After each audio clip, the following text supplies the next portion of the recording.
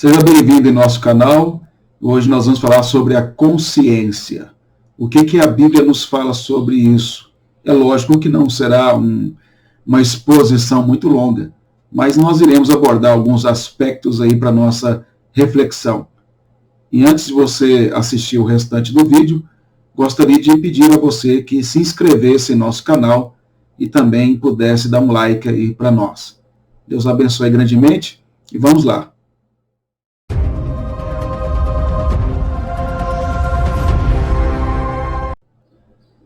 Então, para falar sobre a questão da consciência, nós precisamos sempre, como qualquer outro assunto, voltar os nossos olhos para a Escritura. O apóstolo Paulo, na carta aos Romanos, no capítulo 2, ele nos fala o seguinte: quando, pois, os gentios que não têm lei procedem por natureza de conformidade com a lei, não tendo lei, servem eles de lei para si mesmos.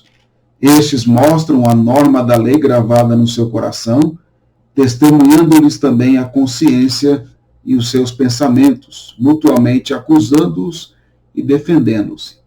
No dia em que Deus, por meio de Cristo Jesus, julgar os segredos dos homens, de conformidade com o meu Evangelho.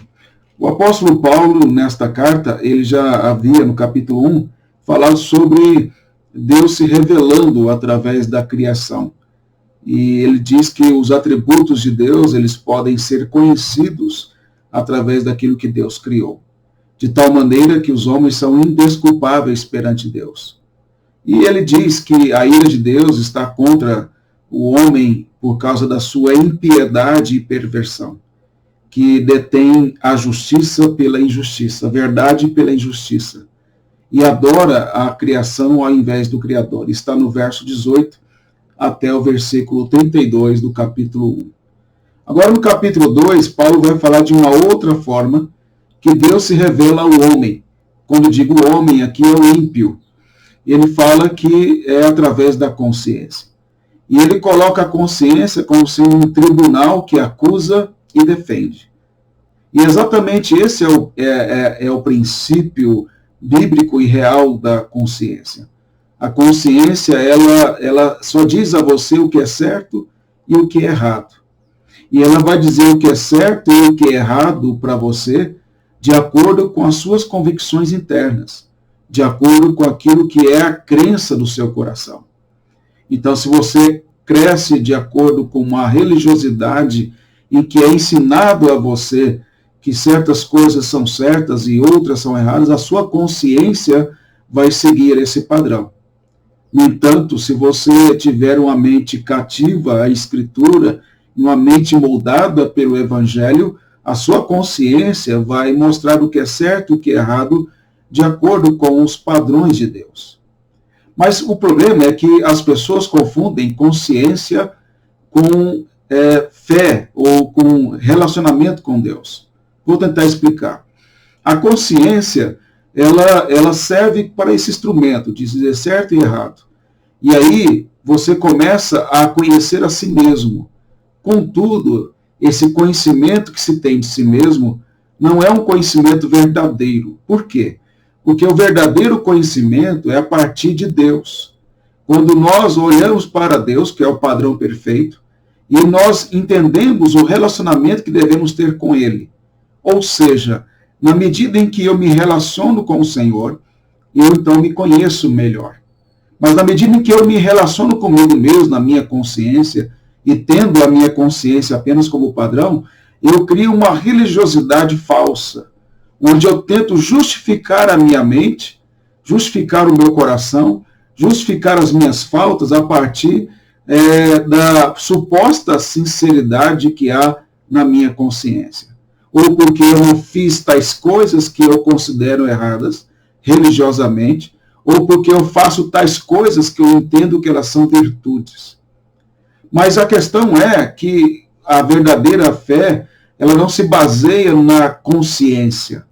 A consciência não é um meio absoluto para determinar o que é certo e o que é errado, até porque ela pode ser manipulada por várias situações ou coisas externas, ela pode ser influenciada e por convicções do nosso coração. Mas quando nós olhamos para a Escritura, nós aprendemos que Deus se revela de uma forma especial a nós, que é por meio da sua palavra. Então, o meu conhecimento acerca de Deus, ou o meu relacionamento com Deus, não pode ser baseado na minha consciência, mas baseado na Escritura, na vontade de Deus.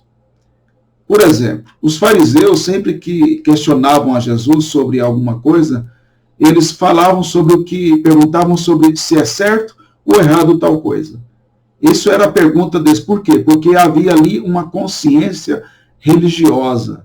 A religiosidade deles era baseada somente nisso, certo e errado.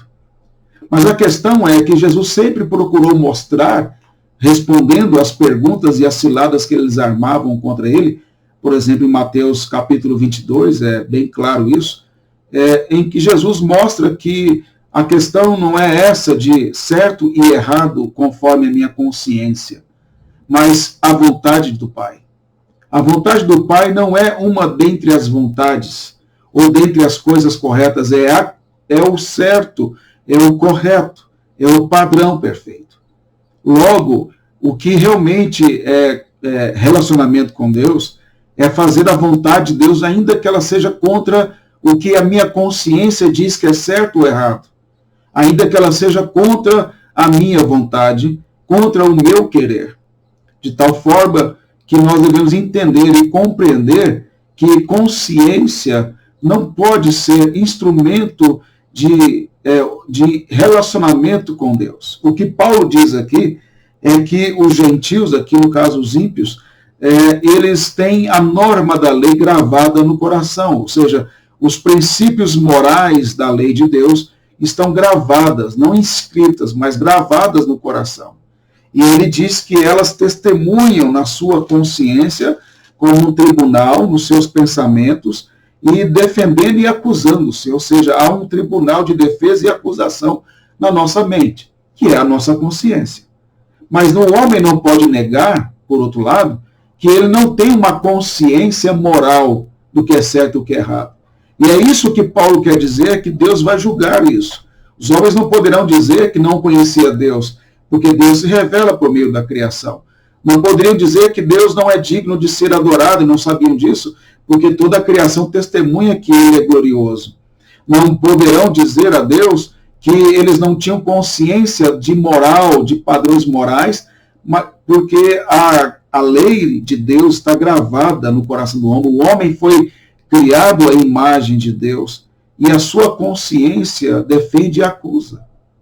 Mas Paulo não está defendendo aqui que a consciência, alguém pode ser salvo por causa da sua consciência. Como disse o Papa Francisco acerca dos ateus, dizendo que seriam salvos por causa da sua consciência sincera. Não há nenhuma possibilidade disso, porque ninguém é salvo por consciência religiosa, ou antirreligiosa, ou sinceridade do coração. Mas só somos salvos por meio da verdade, que é a palavra de Deus, que é Cristo Jesus. Amém.